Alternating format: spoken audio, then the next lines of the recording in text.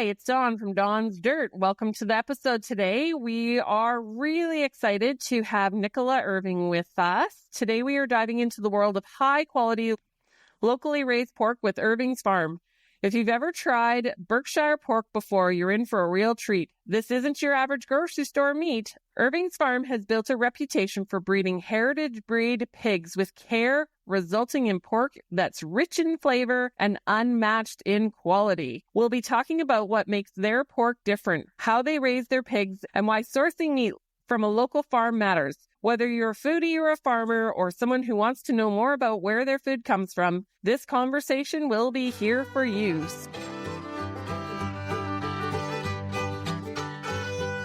Thank you so much for joining us. Hello. Welcome here. So excited to have you. If you could just tell me a little bit about who you are and what you do. Okay, so my name is Nicola Irving. I moved here nearly 20 years ago from England with my husband Alan. I worked in agriculture back in the UK. Actually, I was a dairy nutritionist, so nothing to do with pigs. And we moved here and quickly discovered that we couldn't find good English sausages, and that got us into the world of pork. So we started experimenting with some recipes in a little kitchen in our basement and tested it on a few of our Canadian neighbors, and they were quite amazed by how good it tasted.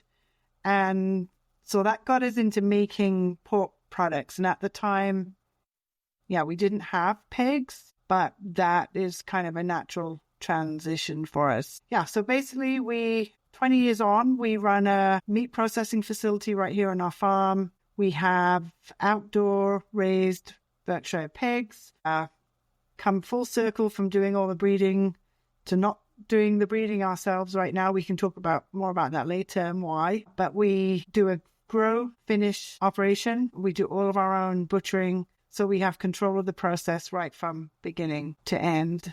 I guess we sell into farmers markets and we do some retail and into some restaurants. So all small independent places. We're not into your big chains or anything like that because we don't have any volume. But that's kind of where we are 20 years on. Yeah, I love it. I first met you, I can't remember. It was several years ago now. I think at the one market that burnt down. And I loved you and your husband because you guys are the farmers. You're the real deal. You're the ones raising the pigs and butchering the pigs and doing your pigs. And I'll be honest with you, I had your pork in my stores when I had my store locations, and I still have your pork in my freezer, and that's still what we eat. Like it's good, high quality pork. So thank you for being farmers. Really, that's what I want to say. First and foremost is thank you so much for being a farmer. If we don't have farmers, we don't have food. So really cool. Okay. So you shared a little bit about, you started off in the agriculture industry and then you wanted good pork. I remember the first time you brought some, I think they were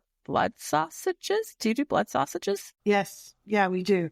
That's a very British thing, and not something that I grew up eating, strangely enough, but it was customer pressure that got us into making a lot of the products that we make. We started with sausages, then English people would find us, not just English, actually, I shouldn't say that. Expats from all over the world. So anyone that's been exposed to any kind of British influence, come looking for the kind of bacon that we make and then certain products. And so people would come, when can you make what they call proper bacon? So not Canadian strip bacon. We do make a lot of that too here. But funnily enough, in the UK, the only reason we use that bacon is to put over our turkey at Christmas time to stop it from drying out. Do you remember the toilet paper wars of 2020? Are you worried about being prepared in an emergency? Are you tired of being a slave to the corporations we purchase from? It's time to take control. Become ungovernable. Take your food system into your own hands. Hi, I'm Dawn, a coach dedicated to helping you live like grandma used to. Self-reliant, resourceful, and prepared. Whether it's raising chickens, growing a garden, canning your own food, or even milking a cow, I'll teach you how to thrive and survive in the space you have, big or small. We can even potentially make some money off your homestead. Visit Dawn's Dirt today to book your free jumpstart call. Together, as a team, we can get you self-reliant and ungovernable. We, the people, have the power to take back control. Remember, if you give a man a fish, he eats for a day. But if you teach a man to fish, he eats for a lifetime. Let's build a better future and a community, one skill set at a time. Interesting. So, well, I'm just curious about that. So, okay. So what's the difference between English bacon and Canadian bacon, I guess? Okay, so it's the cut of pork that it's made from. So we make pork belly, is also known as side pork. And so that is what makes side bacon. And I think here in North America, it's just called bacon. It's your traditional strip that's sort of half fat, half meat, and is pretty much always smoked. And that's what is called bacon here. Back in the UK, we call that streaky bacon, I guess, because of its physical appearance. It looks kind of streaky.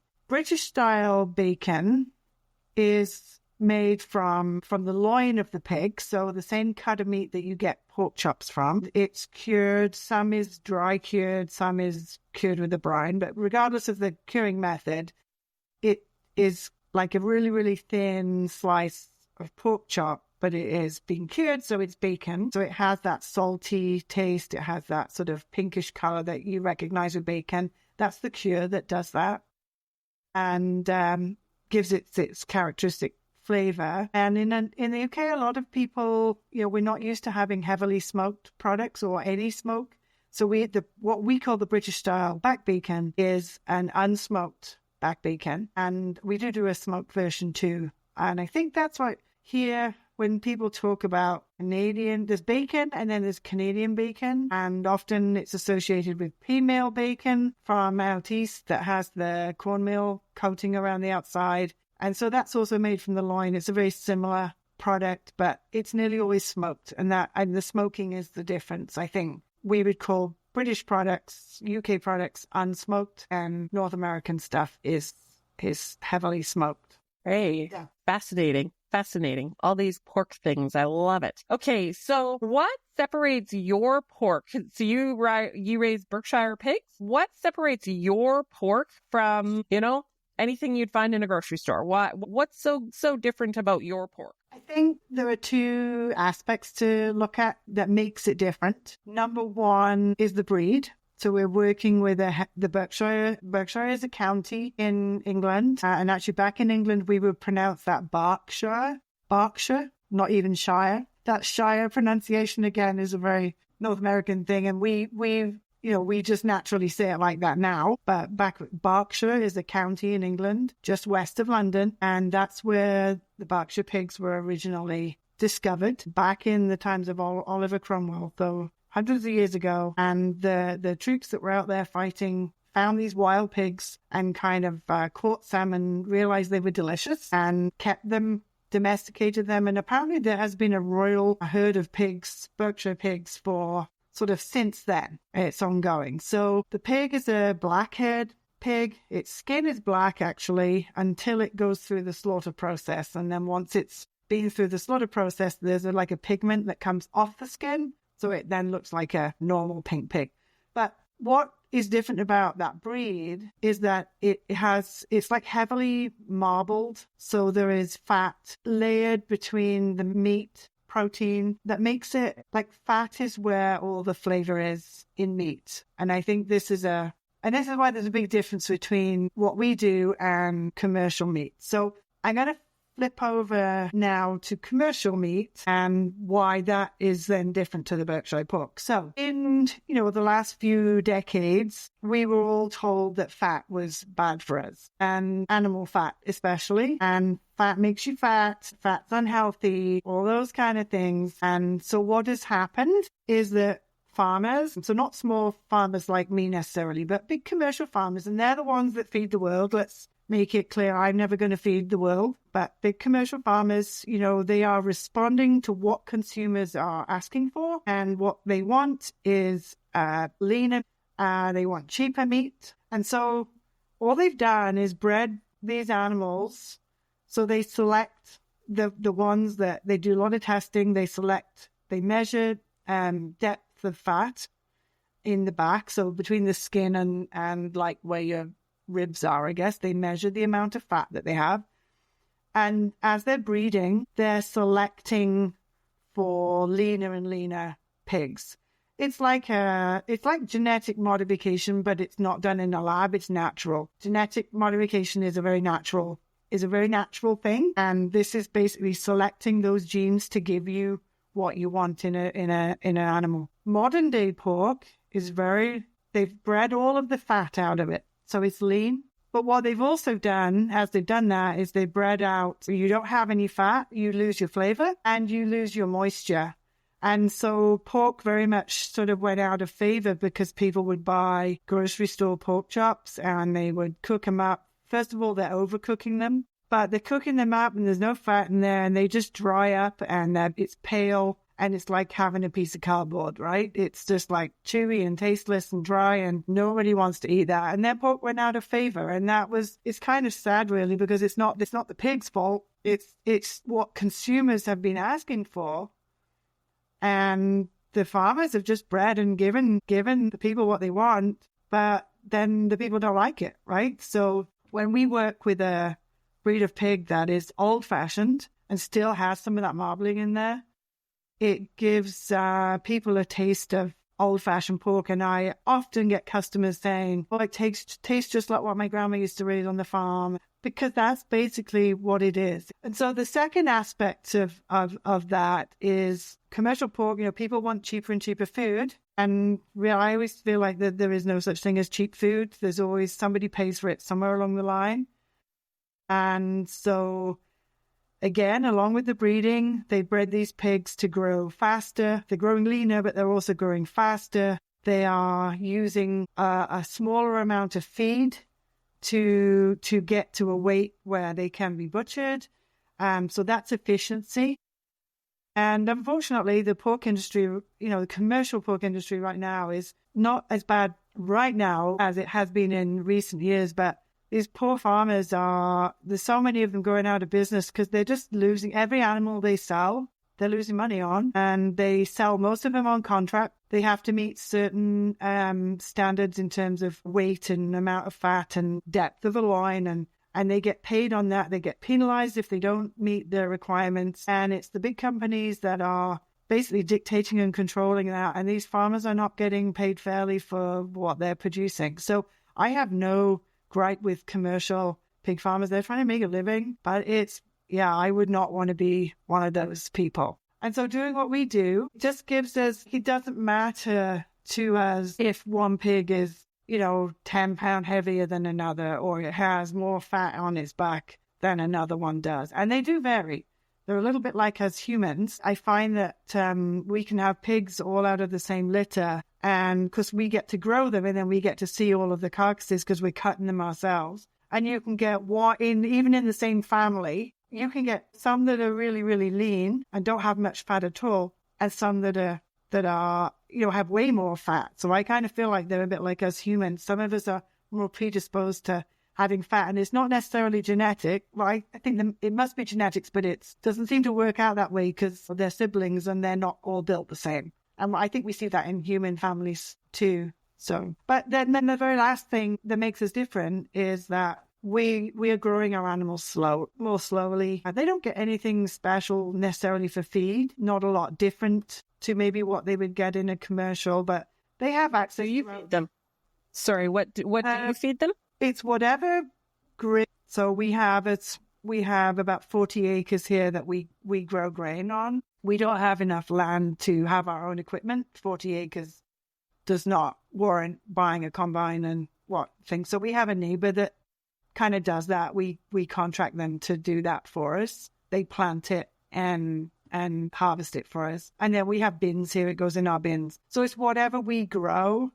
And then we balance it with a vitamin mineral supplement. And then the pigs have access then to forages all year round. So forages can be grass or weeds or whatever is growing out in where they roam. And then in the winter, forages are preserved grass. So hay, they also get straw for bedding, but they do eat quite a lot of the straw too. They eat dirt, they eat roots, they eat whatever they can dig out of the ground. They're quite destructive animals, but they basically will eat anything And then, we throw over the fence things that, I don't feed them scraps necessarily, but I think fall is a really nice, bountiful time for them because we get pumpkins, we get apples. People bring us buckets and buckets of apples and we chuck them in and it's like treat day for them. And pumpkins, the kids at the local school will bring us the pumpkins when they're done with them. And again, the pigs think that it's like their Christmas, I guess. Yeah, so that's what we feed them.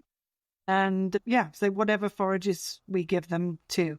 So they kind of have a balance. It's not entirely grain. The pigs are omnivores, so they don't do well on solely forage-based systems. Like pasture-raised is a big sort of, to me, like a buzzwordy thing. And I can see, if you have a ruminant animal, so an animal that is designed to digest forages, they do really well on pasture only. But pigs are not, they're more like us. We make them vegetarian, I guess, because we don't feed them any meat products, but they need that balanced diet of grains and vegetables and whatever else, the forages that we give them. And they just take longer to grow.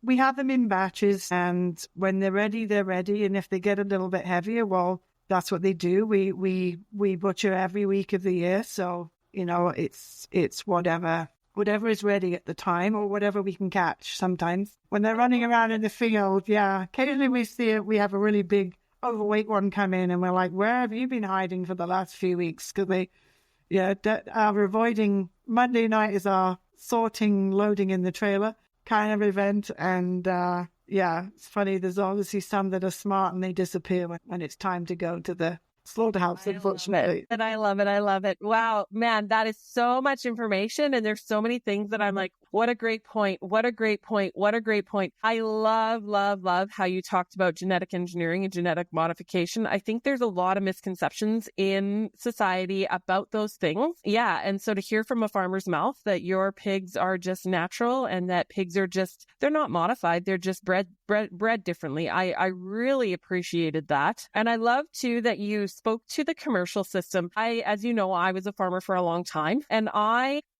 know the people in my industry, in the greenhouse industry, and I appreciate them. I love them. They've helped me. I couldn't speak anything bad by the commercial industry at all, but there is a time and a place. And so, I really appreciate you talking about that as well, because, there are misconceptions even with that too. And I like how you talked about how it's consumer driven. And so consumers wanted less fat. And I personally think that's a misconception that we need less fat. I like butter. I like your pork. I like the fat. Yeah, I think it's really important to us as humans. And then I also appreciate too how you talked about pasture-raised versus, omnivores and things like that. I think there's a lot of in society right now, and that's part of the reason why I'm doing the podcast. There's a lot of, well, this is good and that is good and this is a buzzword and that's a buzzword. And, where does the truth lie? And so thank you you're a farmer. You've got boots on the ground. You are handling those pigs, right? You're chasing the pigs and you're trying to catch them and they get away from you sometimes. But you know your industry. You know your industry inside out and backwards, and you've been a farmer for many years. So thank you for all of those points.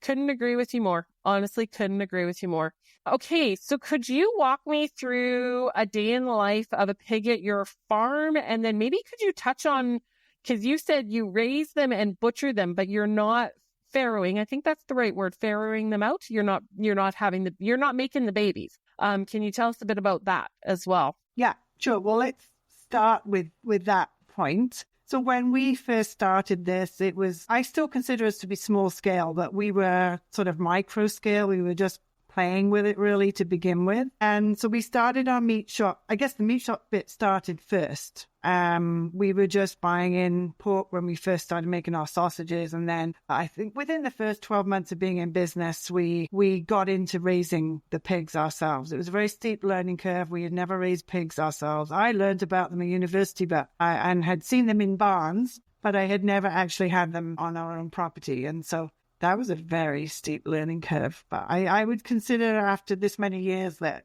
we know how to handle pigs pretty well. Now, as we were growing, so we moved farms about 2-3 years into the business, we moved to a new farm. Our kids' school was closing and we needed more land and we couldn't buy more land. And so we started looking around and we were up north of Edmonton in a little place called Vimy. And then we moved from there and found the place where we're at near Round Hill, which is about 30 kilometers north and east of Camrose. And so that we've been there ever since. And so when we first moved here, we had some buildings and we were running, we had our sows, and we were even working with registered purebred Berkshire pigs, and then decided that, well, if we're not doing breeding stock, we don't need to be paying all this money to register them. If they're just going to end up in somebody's freezer, we know that they're purebred. What does it matter, right? They don't need to have a name to taste good. So we decided that was one thing we discovered early on. We also struggled with, so when you have a small number of pigs, I think we had about 7 sows initially. Well, 2 initially, and then we got up to like 7 or 8, and then we were breeding our own replacements. And we had boars, so you need to have a boar. Obviously, you're going to get babies, you've got to have dad, right? So we would have a boar, but then, the boar, we had a big boar, but then he was too big. I guess this is kind of like physics. He was too big to be on a young female pig is called a gilt, that never had babies before. And the big boar was way too big to mount on and service a gilt. So then we needed to have another boar. So we would have a young boar and an older boar, and that was fine. But then if you're keeping breeding stock back, if you're keeping young animals, so we would select the ones that we thought were true to breed type and, had the nicest sort of looking bodies and carcasses. And those are the ones. So this is genetic selection again. I was just thinking that. I was honestly just thinking that you're genetically modifying your pigs, and I love it. Yeah, because when we're looking at them, and this is, some people might think this is like mean, but this is food. If you want to eat meat, you have to deal with this stuff. So when we were looking at these young female animals and decided, were they going to go for butcher or were they going to stay and breed new pigs, we actually look at them and say, okay, they've got a really nice long back. That means they've got a long loin.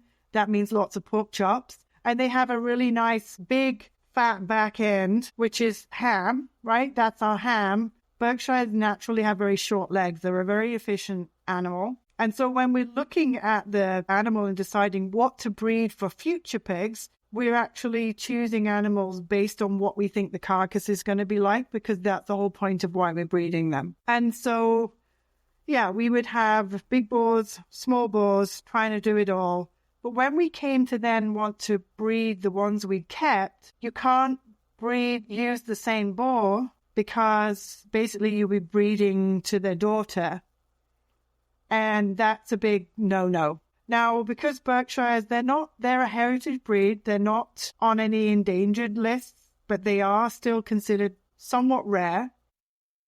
And so finding new genetics was very, very hard. So the fact that they even came to be in North America, and by that I'm meaning like the United States and Canada, was because they came over from the UK about 300 years ago, and there's very limited bloodlines. There's more bloodlines back in the UK. It's very limited here. And so we really struggled. We managed to get a couple of new bloodlines in, but it's very limited when you're breeding. Like, how do you keep doing it and not breeding back to the same bloodlines? Because that just creates problems, and you need to keep it fresh. And around about the same time, we were running the meat shop. We were doing everything. So we had young piglets, whatever. Our days were so ridiculously long because we would work. Say I had a sow, so a mum pig or a gilt farrowing. So farrowing is the name for describing them giving birth. Sometimes you got to, that's a very critical point. If you don't get those piglets out alive, that's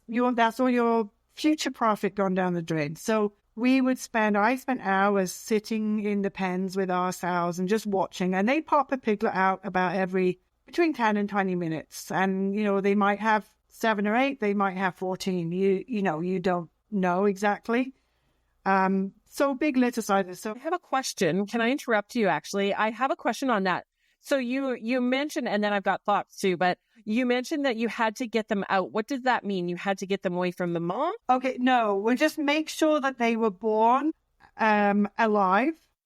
Yeah. Because sometimes they will give birth on their own. You don't have to intervene as much as you would, say, with sheep or cattle. I feel like people have to intervene more with both of those species, but pigs generally give birth fairly easily. But sometimes the piglets come out and they might have the membrane stuck over their face or whatever. If you think about a pig having, between 7 and 14 babies, they can't get up between having each one. Like a cow would get up very shortly after giving birth and start licking the calf, or a ewe will get up after having lambs and they start licking them right away, and that stimulates and that removes any membrane stuck over their face, whatever. But pigs, when they're basically popping one out every 10 minutes, they don't do that. They lie there. And so that piglet is really, it's up to its own devices to shake itself off and then get on its feet.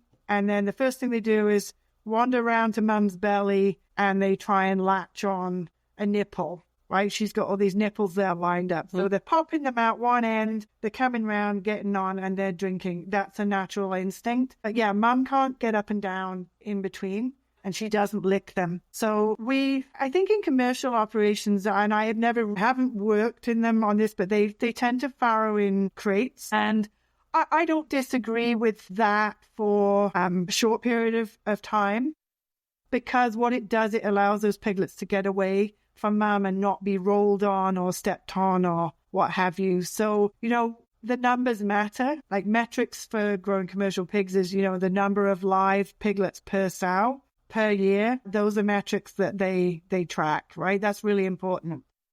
And so for us, it's not ours or having their babies in a straw pen. We do make a little area for the piglets to be able to go and lie in under a heat lamp when mum can't squash on them. But the reality of having babies in a straw bed is that they can get squashed. And, so it's a trade-off. Do you put them in a crate for a couple of days, or do you let them be loose and free, which, for us is the natural way to do it? But, there's also losses that way, and piglets die. And sometimes whole litters die because mums lie on them. They're not actually some are better mothers than others, but it happens a lot. And that's why commercial guys do it in crates, because they can't afford the losses. I just have a few things to say here, if that's okay, because I appreciate all this information, because I do find because I'm in the homesteading world, I'm a homestead coach now, teaching people how to do these things. I had sheep and I've had chickens and I had the greenhouse and the gardens and things like that. I just appreciate the fact that you're just laying it out in real time, in real whatever, like that if you're going to have animals, I've always said it, like if you're going to have animals, you're going to have dead animals. And the ideologies, I was just talking to someone this morning, I was saying sometimes the ideologies, like the pasture-fed, all those things, sometimes the ideologies of homesteading or the ideologies of farming or the ideologies get in the way of the actual farming. And pigs are food, chickens are food, vegetables are food, sheep are food. Like, I just appreciate just the real side of it. And I don't question at all your care for your animals. And I like how you explain the trade-off, this or that. And in one way or another, an animal is going to potentially suffer either way. So thank you for the realism of that. Yeah. And it is, where there's life, there's death, right? And at the end of the day, if you're running it as a business, we have to make a living off it. And sometimes it's a numbers game. So, the numbers don't get in the way of welfare. Make that clear. We would not have an animal suffer, but, it matters. So, going back to the story, I would sit for, sometimes 2 or 3 hours with the sow, and I just sit there in the straw with her. Pigs were very friendly, and, I don't think all pigs you could do that with, but ours were. And just make sure that those little babies get up on their feet. And sometimes we just pick them up, wipe them off, put them on a teat, make sure they're getting that first drinks of colostrum. That's where all the antibodies are. That's going to keep them alive in the next few days. They need that, right? So, and that's how we would do it. And then we had the meat shop business and a life and kids, right? So we're trying to do this whole family thing. But we'd finish up in the barn, doing these things, making sure our babies are fine, everybody's fed and watered and got bedding and clean and babies are safe. And then I got to go and start packing sausage or doing this, that, and the other. And the days were ridiculous. And we had to make some decisions back. Our business was growing and we needed to make some decisions about something has to give. We got to give something up. And so do we give up the meat processing side of it and let a butcher do it? Somebody else do that for us. And I think for us, that was a bit of a no-brainer because we had already started establishing a market for people. So we'd already decided that everything we were going to make was gluten friendly. We wanted British style things. We have some really great little abattoirs around here, but they all make the same kind of products and they use premixes for their spices. And we'd already decided we were doing a gluten-free product. We were doing low sodium product. We wanted to control those aspects.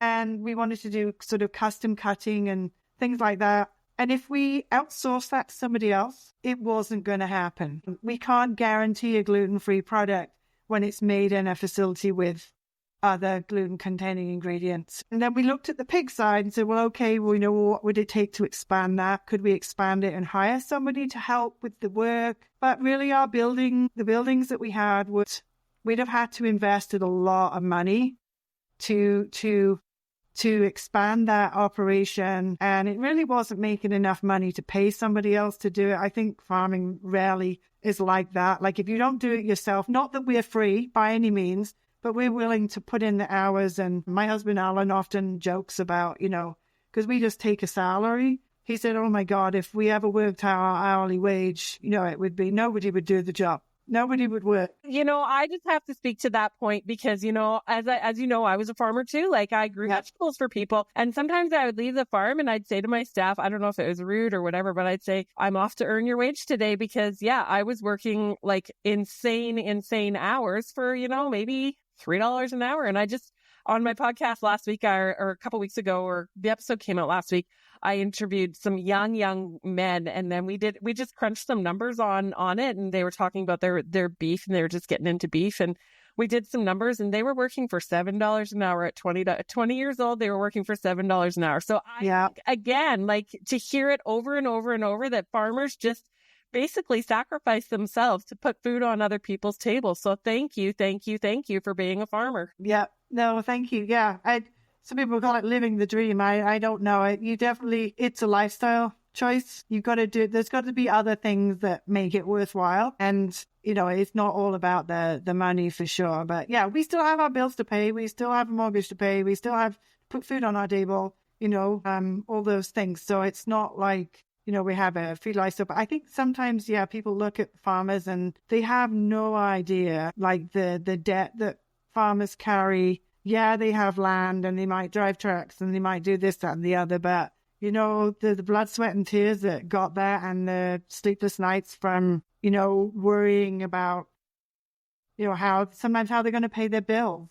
I think it's one of those, I'm going off topic a bit here, but I think it's one of those professions where, you take all the risk up front. Machinery and anything to do with it is ridiculous. We have very little control over our markets. Now, we're a little different to that because I'm growing grain to provide feed for my pigs. So yes, it has a value, but I'm not subject to market values. But anyone that's selling a product going into what I call the open market, right? You don't know what the prices are going to be until it's kind of grown or, what happens. You can't control the weather. The weather is the biggest thing that will affect whether you're successful or not. And you have massive amounts of debt. And it's not for the faint-hearted for that. I mean, we're not quite in that category, but it's.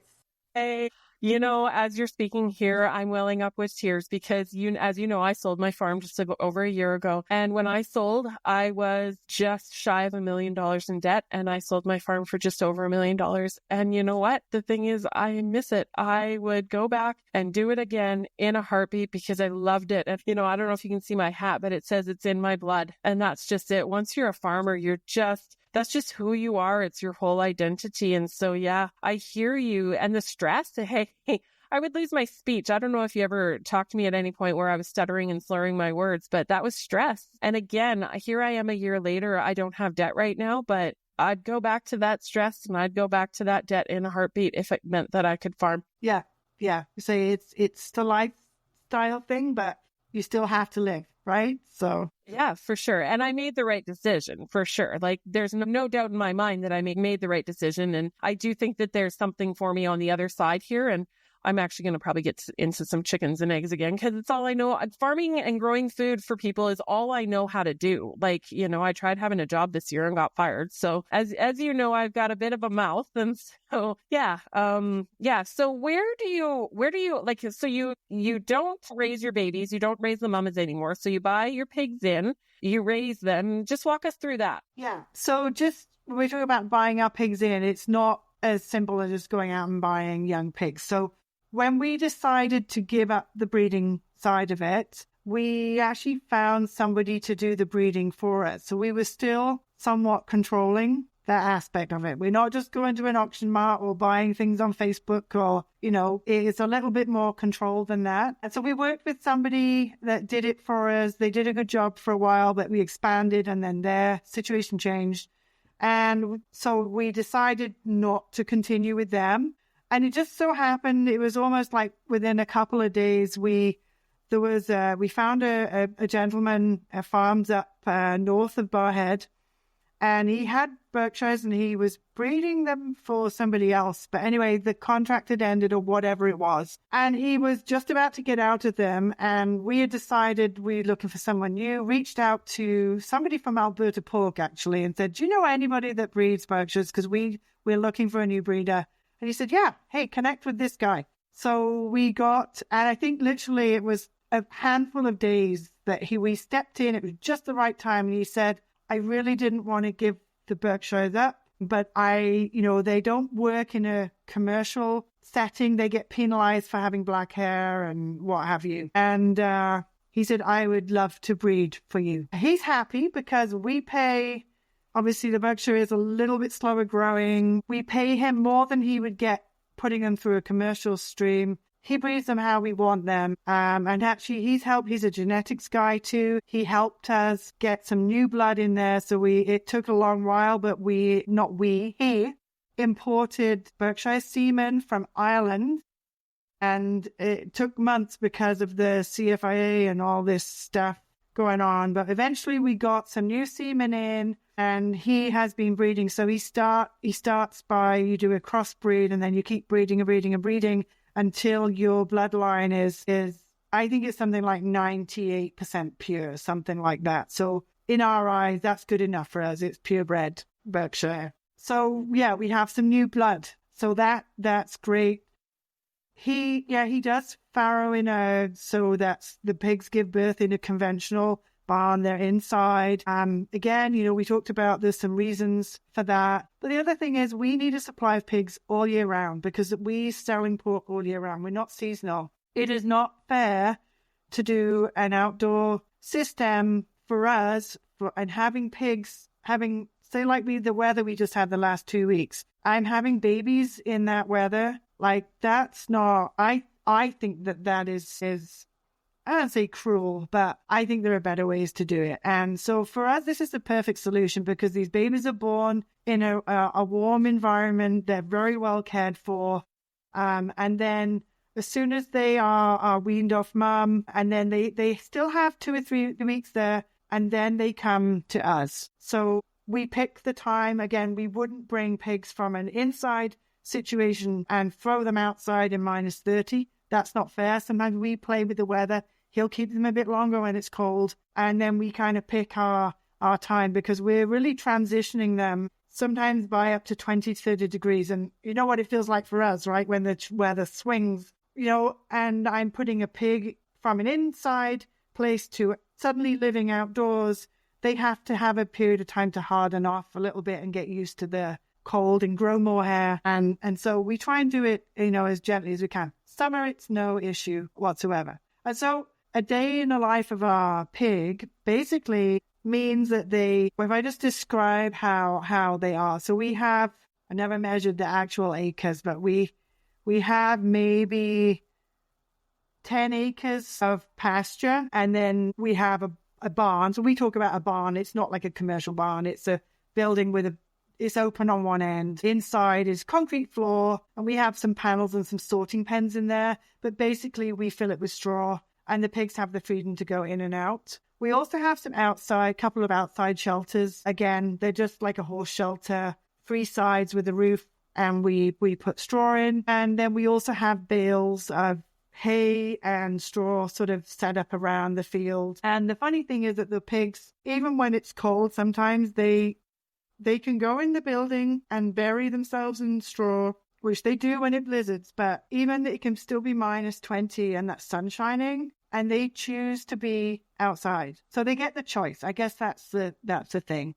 They're getting sunshine on their backs. That is what contributes to quality of meat. I'm not saying that the barn-raised pig is poorer quality, but I think nutritionally, having access to sunshine is good for, and I'm not into all of the things, but I think if you tested there's been studies done that if you test the sort of amino acid profiles of outdoor raised meat versus indoor raised, that you'll find that nutritionally the outdoor raised often is better. I don't know if that's amino acids or to do with vitamins or whatever, but there is science behind it. I'm not just blurting out, it's better than indoors. I agree with you. But yeah, it is. So, and then we mill our grain that we grew. We have a machine that goes on the back of the tractor. It's like a big grinder, basically. So it's a bit like a big NutriBullet or a big Vitamix, right? And we feed the grain in a chute. We throw in the minerals and stuff in another little chute, and it grinds it up and mixes it up.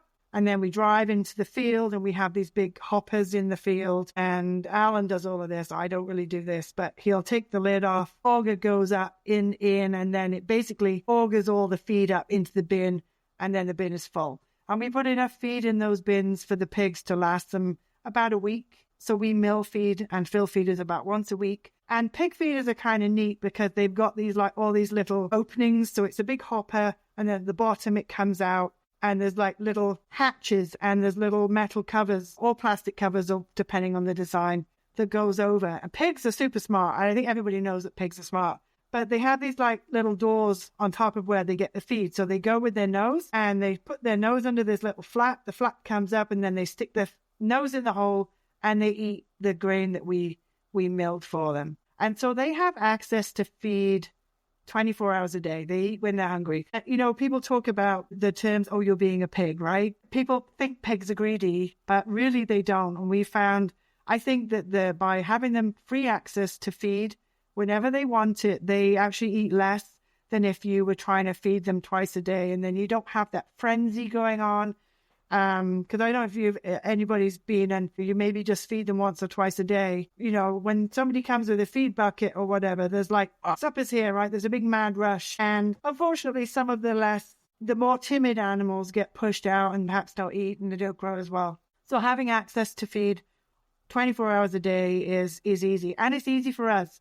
Like, we work full time in the meat shop. We're doing markets and this, that, and the other. We don't need to be in there doing stuff. So once a week, Alan mills, fills the feeders, they're done.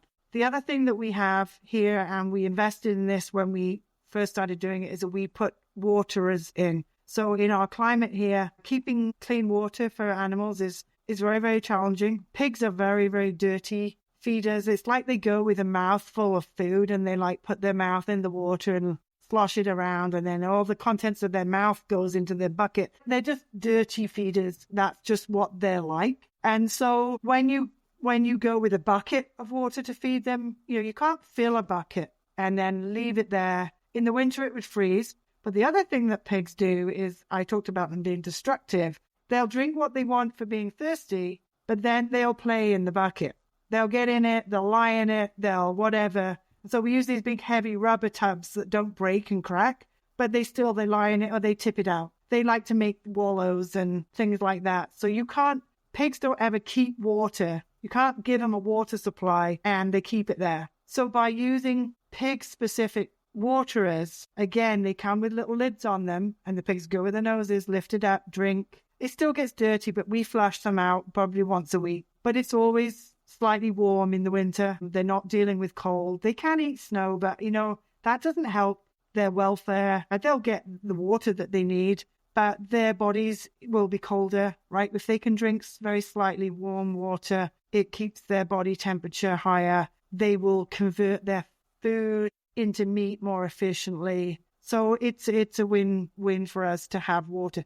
And they have access 24 hours a day. Again, there's no feeding frenzy. There's no watering frenzy. They're just generally happier. Their life revolves around eating, drinking, rooting around in the dirt, because that's what pigs do really good. Playing, they're very playful. They're a bit like, puppies, and in that respect, they're kind of young animals. They're very playful. They play with each other. They play with whatever they find. And then they laze in the sun. That's really our goal, is to have a stress-free life. So minimize stress. Pig meat quality declines very rapidly when animals are stressed. And I think that's why sometimes commercial pork, I'm not saying that all commercial pigs create a stress-free environment, but sometimes just being isolated, or not isolated, but like confined and not having fresh air and not having that sunshine. I'm not saying that they do have clean air, but again, they're not able to just make those choices for themselves about where they spend their time. Yeah. I could sit here and listen to you for hours. This is like such good information, honestly.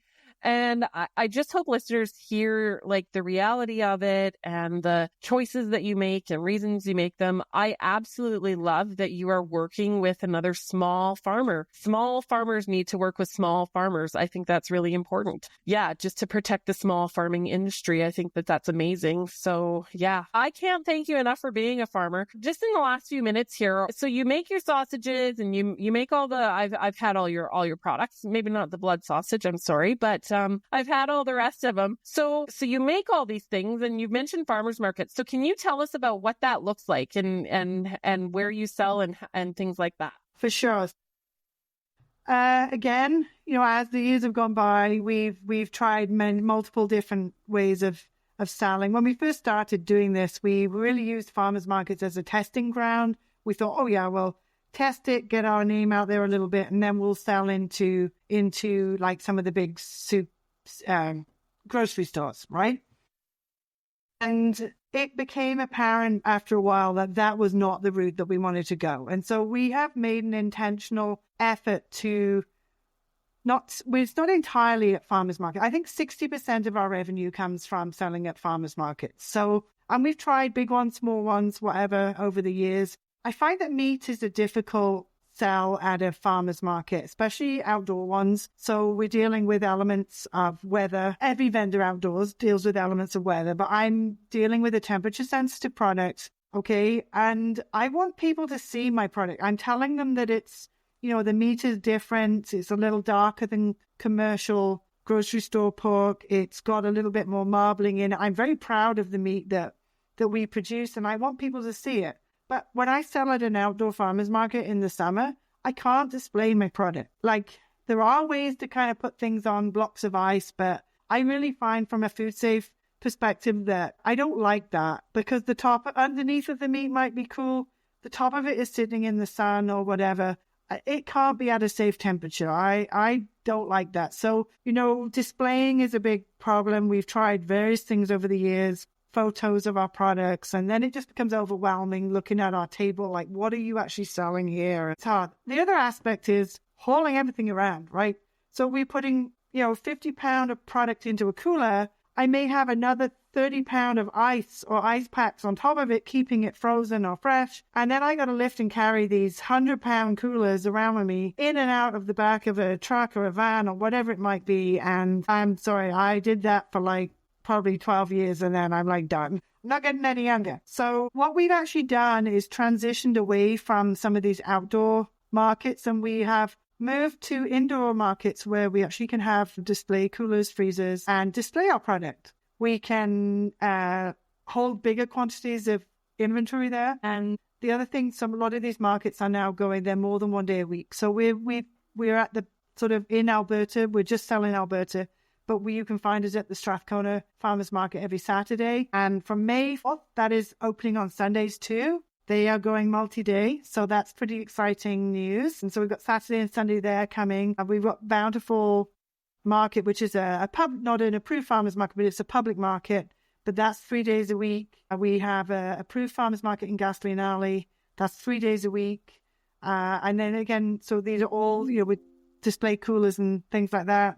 And then we have a small space down in Calgary at the Avenida Mercantile. So I think that's where I first met you, or those maybe before that, but we first started selling together down there. And so I still sell down there in Calgary. And then, so that's farmers markets. And then the rest really goes through independent retailers like the Italian Center Shops and Amaranth and places like that. And then into some really great restaurants that appreciate good local products. I love it. I love it. And so I have one more question actually around that. Why do the farm direct? Like, why sell at a farmer's market? I already probably know the answer, but why would you sell at a farmer's market as opposed to selling to the warehouse or to the big grocery chains? Like, why is that important as a small farmer, as a small producer? Why is it important to, sell direct to the customers or almost direct to the customers? So, a couple of reasons, I think. Well, probably the obvious one is that the margins are not there. So I could sell my product at a much higher price and give a middleman the cut, and that's good. And then I don't have to go to the markets and this, that, and the other. But that to me, that's not right. I've tried to always keep what we're doing affordable. I mean, yes, it is more expensive than, what you buy in a grocery store, but, what you're paying for is it's a different kind of product, right? So, but still try and keep it affordable. We like the face-to-face. We like to be able to answer customers' questions directly. So even if it's not Alan and I standing at a farmer's market, because we actually don't sell at the markets ourselves much anymore, because we got to a point in our life where we just have to have a day or two off every week, right? 7 days a week doesn't cut it. So yeah, we do that. And we have some really great staff that are selling our products. And we're always on the end of the phone or on the end of an email and answering questions and doing things like that. And I think that the other thing is our business has grown. We don't do traditional advertising, anything like that. I mean, we still try and promote ourselves, but our business has grown through word of mouth. I think, we've been at it quite a lot of years now, but people talk about our meat, and the biggest thing I can do is get it into somebody's mouth. And, they say the proof in the pudding is in the eating, is get people to try it. So we do fundraisers.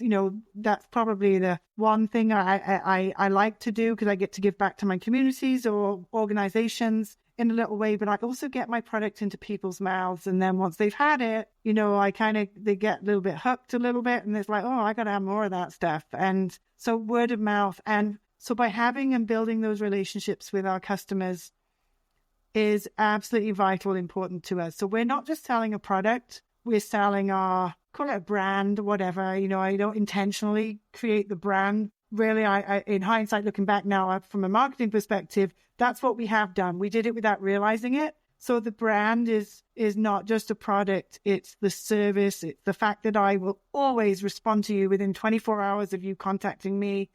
You get the personal service. That there's a real person behind the product that we're making and selling. That is, I think when you go into grocery, you lose that a little bit. And I don't want to lose that. I couldn't say those words more perfectly, because I know when I had my farm, and one of the biggest things, yes, I miss my farm, I miss my customers, and I miss the relationship the most. I miss, the hugs and the kids that would come up and ask for my tomatoes and they tasted like candy, and the parents that would say, my kids won't eat tomatoes except they'll eat yours. They won't eat vegetables, but they like your vegetables, Dawn. I just miss the relationship. And I think that's what's so important about farm to table is the community and the relationship and knowing where your food comes from. So I am a huge supporter of your farm, a huge fan of yours and your husband's, and I love what you're doing. And no farmers, no food. I couldn't thank you enough. So can I just share a teeny little story with you? And this happened, it wasn't this Christmas, it was Christmas before. Alan is often at the Strathcona market, and he had a customer comes up with the daughter. I think she's about 7 years old. And he said, hey, how was Christmas? She said, it was awful, Alan. And he said, why? What on earth? He said, Mum bought store-bought bacon and it just ruined my Christmas. And so there's a kid. Mum was like, I dare, and if I don't buy your bacon, I'm in big trouble. The kids are speaking. It's not, that of all the things that could have gone wrong, not having our bacon ruined her Christmas. So, yeah. I love that, sir.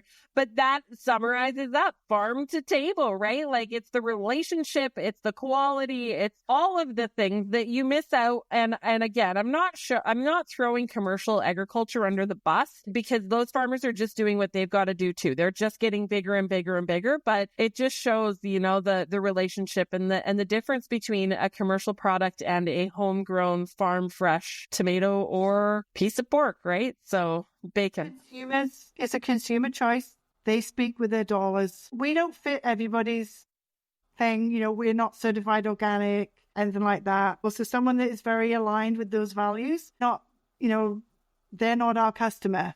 So I would say to anybody that's going out there that's not sure, go on, speak to the farmers, ask them questions, find out who your farmer is and align with them. We used to feel like we had to fit everybody's needs. And over the years, we're just like, we know who our customer is and what their values are, and it's up to it's their choice to make. I can't make people buy my product, right? They have to want to buy it. For sure. And, I had the same thing too. I wasn't organic. Customers would just ask me the questions, and I always say to them, it's my job to tell you the truth and your job to make informed decisions. And so, as consumers, if you're listening to this, you can ask them questions. Who grew it? Where did it come from? How was it raised? When was it grown? When was it picked? When was it butchered? All the questions. Just ask lots and lots of questions when you go to a farmer's market about what you're getting and talk right to that farmer and, look for the pictures. I'm sure I haven't been on your website lately, but I know you've got pictures of your pork there. You've got pictures of all the process on there, and it's just getting the information and getting the right information and getting, being truthful. And that's at the end of the day, that's all you can do. So love it. Okay. So you mentioned a few places you can buy your pork. Any last final thoughts? I just wanted to thank you for having me on to share our story, I guess. It's always good, to be able to let people know what we're doing, things like that. I think I already kind of said it, consumers will speak with their dollars and buy the things that align most with their values. That's really all I would really want to reiterate is that doesn't matter where it is, there'll be your farmer out there somewhere, and let's just keep it as local as we can, or Alberta as we can. And if we can't do Alberta, as Canadian as we can, right? We've got some trying times possibly ahead of us. So there's nowhere better than a good farmer's market to go and truly support Alberta, or even Canada. For sure. Absolutely. And at a farmer's market, for sure, try and get to know your farmer and who grew it, where it came from, and when it was picked and how was it grown. Yeah, absolutely. Well, thank you so much for your time today. Really appreciate it. Love what you do. Love that you're in agriculture. Love that you're a farmer. And yeah, thank you so very, very, very much for being on the show today. I love this episode. Yeah, awesome. Thank you for having me. Thank you.